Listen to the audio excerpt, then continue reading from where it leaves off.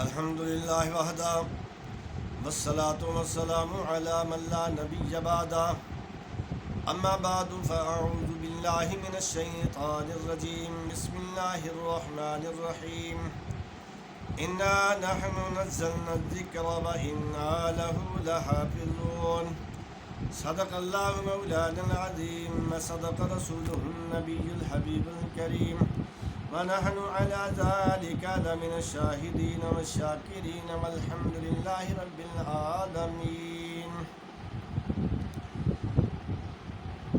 دین کی باتیں حافظ محمد سرور کے سنگ آپ کے ساتھ حاضر ہوں۔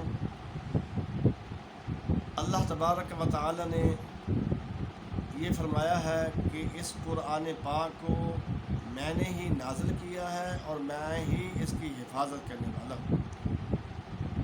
واقعتاً یہ حقیقت ہے کہ 1400 سال سے زیادہ عرصہ گزر چکا ہے، رب کریم نے اس کے ایک زبر زیر پیش کی بھی خلاف ورزی نہیں ہونے دی، خود ہی حفاظت فرمائی ہے۔ اور قرآن پاک جو پڑھتے ہیں ان کے متعلق ایک واقعہ آج بیان کرنا چاہتا ہوں۔ تمام حضرات توجہ سے سماعت فرمائیں۔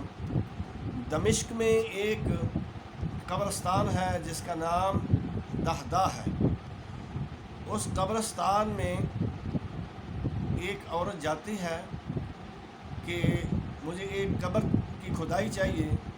گورکن نے کھدائی کر دی اور تھوڑی ہی دیر بعد تھوڑے سے ہی لوگ عوام میت کو لے کر حاضر ہو جاتے ہیں۔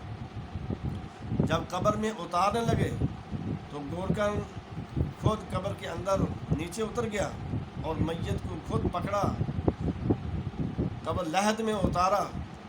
گورکن کہتا ہے کہ میں نے ایسی چیز دیکھی کہ اس سے پہلے میں نے کبھی دیکھی نہیں تھی کہ قبر کشادہ ہو جاتی ہے، وہ جنت اس کی وہ جو قبر ہے اس کی جنت کے باغوں میں سے باغ بن جاتی ہے۔ کہ حضور صلی اللہ علیہ وسلم نے یہ فرمایا ہے کہ قبر یاد جنت کے باغوں میں سے ایک باغ ہے یا جنت کے گڑھوں میں سے ایک گڑھا ہے۔ یہ حقیقت ہے، حضور صلی اللہ علیہ وآلہ وسلم کا جو فرمان ہے وہ سچ ہے، جو اس پہ شک کرے وہ بے ایمان ہے۔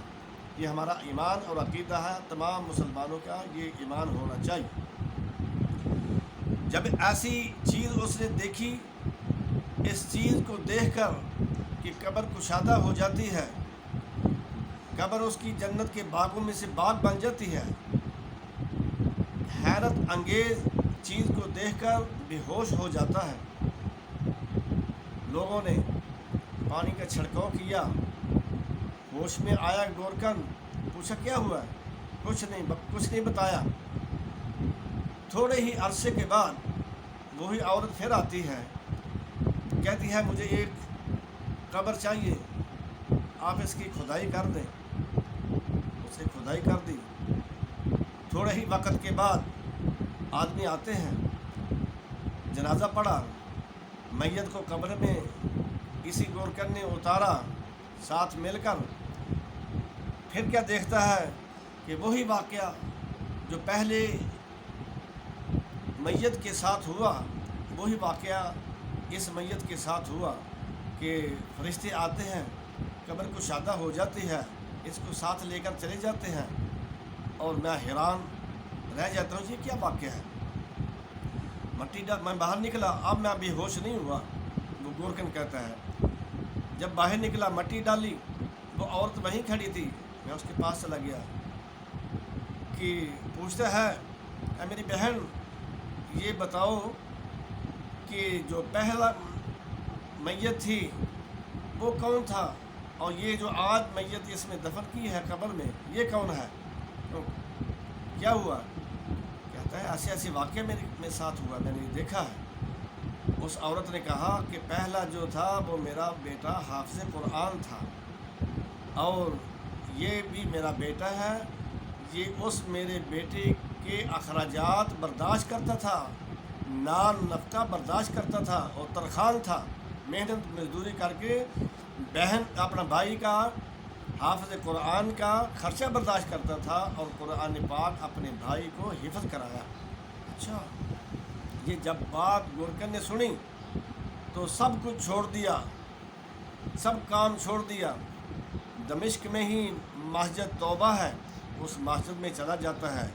اس مسجد میں حضرت مولانا سعید احمد برہانی صاحب رحمۃ اللہ تعالی علیہ، ان کے باپ دادا اسی مسجد توبہ کی خدمت کرتے تھے۔ جا کر کہا گورکن نے کہ میں بھائی عالم دین صاحب، میں علم حاصل کرنا چاہتا ہوں، مجھے علم پڑھا دے۔ انہوں نے کہا تیری عمر اتنی ہو گئی ہے، 45 سے 50 کے لگ بھگ تیری عمر ہے، تو کیسے پڑھے گا؟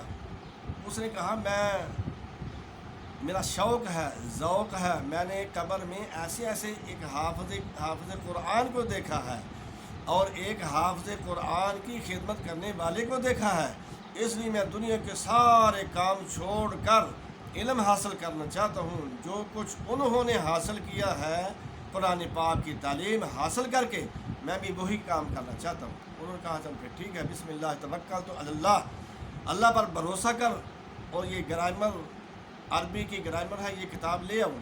وہ کتاب لے آیا، پڑھتے پڑھتے پڑھتے پڑھتے چند ہی سالوں میں اس گورکن کا جو شمار تھا وہ دمشق کے مشہور جید علماء کرام میں شمار ہونے لگا۔ وہ جو علماء کرام تھے وہ ان سے مشاورت کر کے پھر کوئی کام کرتے تھے۔ بھائی اس کا نام کیا ہے؟ یہ عبد الرحمن حفار ہے، اور اس کی نسل سے پھر اتنے عالم بنے، اتنے عالم بنے، اتنے حافظ قرآن بنے، اتنے قراء کرام بنے کہ آخری ان کی نسل سے عالم دین جو بنا، اس کا نام عبد الرزاق حفار تھا۔ یہ ہے قرآن پاک کی تعلیم حاصل کرنے کا صلہ۔ اللہ تبارک و تعالی ہم سب کو قرآن پاک کے ساتھ پیار اور محبت اور سمجھنے کی توفیق عطا فرمائے، آمین۔ وآخر دعوانا الحمدللہ رب العالمین۔ اگر یہ ہماری آج کی پوسٹ اچھی لگی ہے تو اس کو بھائی سبسکرائب کریں اور لائک بھی کریں، تاکہ آگے بھی لوگوں کو یہ علم کی بات، دین کی باتیں ہیں، یہ پہنچ سکیں۔ اللہ تبارک و تعالی ہم سب کا حامی و ناصر ہو۔ خدا حافظ۔